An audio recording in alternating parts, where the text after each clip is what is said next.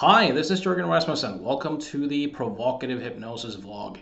A friend and a colleague recently asked me the question, Jürgen, depression, is it something that we do or is it something that just happens to us?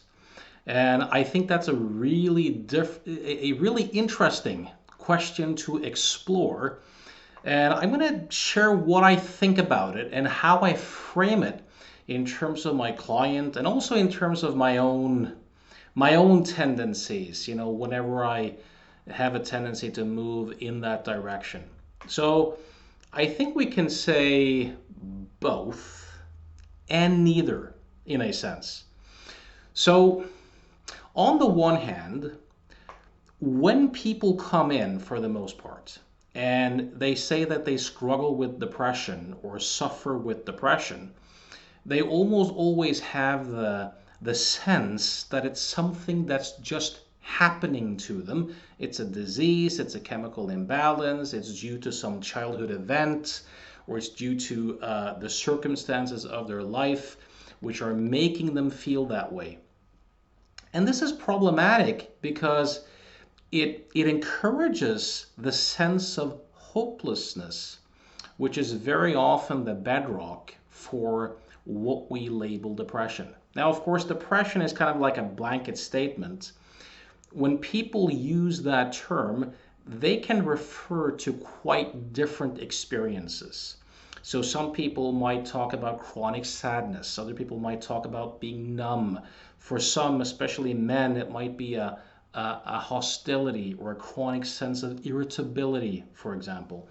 Uh, Changes in sleep patterns, changes in eating patterns, guilt, a lot of self-criticism. For some people, weight gain or weight loss. So this can be different things for different folks. It can serve different functions. But very often, when you work with people, you will see that the perception of hopelessness tends to be involved. So when people take the kind of victim mindset of this is something that's just happening to me, that has a tendency to increase or encourage the hopelessness and the helplessness, which often is the bedrock for their experience. So it's very useful then to point out to people that depression is not a thing. It is not something that just happens to them. It's actually an activity that they're engaged in. It's a process or a set of processes.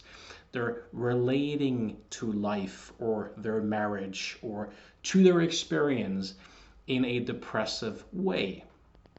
So by helping people to see that it's a process, that it's something that they're doing, that can take away that sense of hopelessness, give them a sense of agency and mastery, and can be very, very useful. Even just changing how they think about it, like I'm choosing to depress, or I am depressing right now. It kind of implies that I could be doing something different. It's also very useful to emphasize the agency part of it when depression seems to be very connected to things that they're doing or a lack of particular psychological skills. So for example, we could talk about volitional or non-volitional aspects of experience. So for example, one thing that is known for many people who struggle with depressing is that getting some sunlight every day, walking outside in the sun for 30 minutes can really make a difference. Activity, exercise, prioritizing sleep, getting their blood sugar more stable through a healthy diet, uh, reducing the social media, gaming type stuff, and having more genuine social interactions, more activity. These are volitional activities that people can do and that often have a tendency to influence how they feel. So in this sense, by getting someone to prioritize sleep, for example, and working on different ways of relating to sleep so that they can sleep better, for example, by learning nasal breathing or taping their mouth at night, these are very useful aspects. In terms of skills, you may have people in bad family relationships, for example, or a marriage that's not working well. And sometimes when dealing with this, you may have people who don't have healthy boundaries. They're overly responsible, like they hold themselves responsible for making someone else happy. And they might be simultaneously under responsible. They're holding the other person responsible for making them unhappy. So, in situations like this, helping them to develop the skill of differentiating between their own experience and someone else's experience is extremely useful. Learning to make better distinctions. Or if you're dealing with people in your life who might have quite toxic personality tendencies. Maybe you deal with people who are very narcissistic or somewhat psychopathic. Um, Learning to reality test your own expectancies of other people, for example. That combination of healthy boundaries and more realistic expectations. These are skills. These are things you can voluntarily work on that can then, when you learn to set the good boundaries or adjust your expectancies, can influence that perception of hopelessness, for example. Or perhaps you have a existential sense of depression. You might suddenly get exposed to aspects of your own nature or human nature that are kind of dark, and go like, Jesus Christ, like, or does humanity work like that? Does life work like that? You may feel depressed as a result of being disappointed in humanity, or life not being more beautiful in a sense. And again, learning more about life, learning more about human nature, learning to have more realistic expectancies and boundaries and stuff like that can be very, very useful. Also, in terms of your philosophies, we know that people who depress often engage in what Martin Seligman used to call the three Ps. They have a tendency to make things personal, permanent, and pervasive. So learning to look at our philosophies, our cognitions, and to challenge them can be extremely useful. Now, on the other hand, there's if we look at the kind of non-voluntary aspect of this, thoughts just occur. Our emotional life just occurs. Actually, our entire experience actually just occurs. And sometimes you have people who over-identify with their thoughts, or they hold themselves so responsible for how they think and how they feel. They try to work on their thoughts and work on themselves, and they don't succeed. And then they have a sense of hopelessness about that, because they think that they are the thinker of the thoughts, right? And the thoughts and the feelings say something deeply personal about them. With these folks, it's often extremely useful to help them to discover that thoughts and feelings just occur. They occur on their own, they release on their own. They're not the creator of it. It doesn't say anything in particular about them. This can be a life changer to help people to no longer think that they have agency when it comes to these sorts of things. Or someone might be really down on themselves for something they have done in the past or think they should have done. And the fact that they did that 5 years ago or didn't do that 5 years ago means that they're a horrible person, and they have a sense of hopelessness about that. Helping someone discover then that free will is actually a myth, that they couldn't actually have done anything different. based upon how things look to them at the time, can be a life changer. Now here's the irony.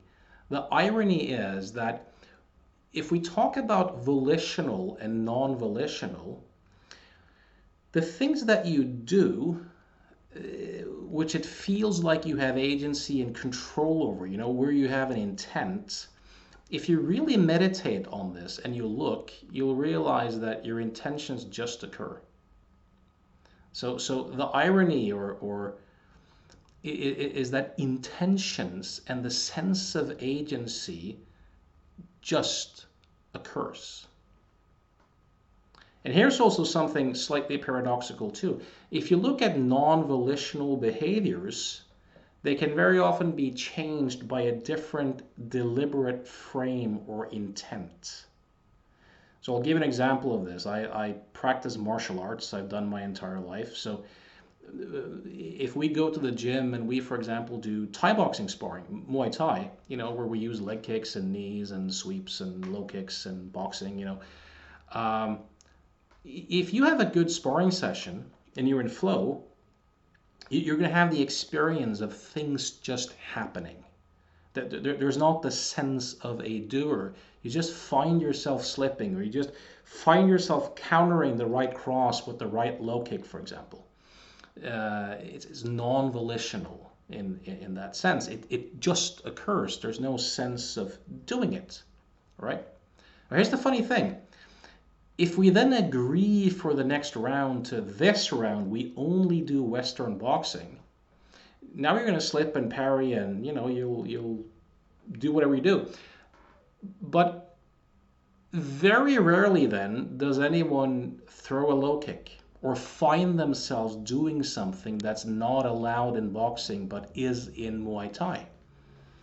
So the experience is still non-volitional, but there's a different intent that then influences all the non-volitional perceptions, cognitions, emotions, and behaviors.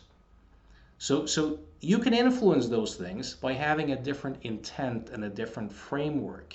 This is where a functional philosophy, for example, might be very useful, even though these philosophies and these intentions, of course, also just occur. So you end up with some juicy paradoxes, but there is juice in the paradox, right? They might both have a level of truth, but what you emphasize might depend a little bit on the particular client that you see, or how you work with them. So for example, I used to teach self-defense for 16 years. Now, based upon both my experiences in meditation and reading up on neuroscience and cognitive psychology and stuff like that, I've had the realization that free will is a myth, and that there's no such thing really as a self behind our thoughts and our feelings. There's no thinker behind the thoughts. There's no feeler behind the feelings, right? But the concept of a self, though, still seems very useful in a sense to have a civilized society. So when I, for example, teach self-defense, or used to teach self-defense, there are certain things I would never have emphasized. So for example, knowing that your attacker doesn't really have free will to do anything else might not be the most useful truth to emphasize in a rape situation or a life or death altercation where, jamming your thumb into the guy's eyes and biting his ear off or punching him hard in the throat, might be what you need to do. So it all depends upon context, what you want to emphasize, that particular client. And as I said, there is juice in the paradox. So I hope this little video was useful. I'd love to hear your thoughts on it if it's useful for you. If you like my way of thinking, I'm doing a 2-day psychological illusion model seminar this September 2021, September 25th and 26th. You can go to ayetherandalchemy.net. It's hosted by Pete Dalton in Birmingham, or you can go to my website, provocativehypnosis.com, and just click the link. I'd love to see you there. All right, thanks for listening.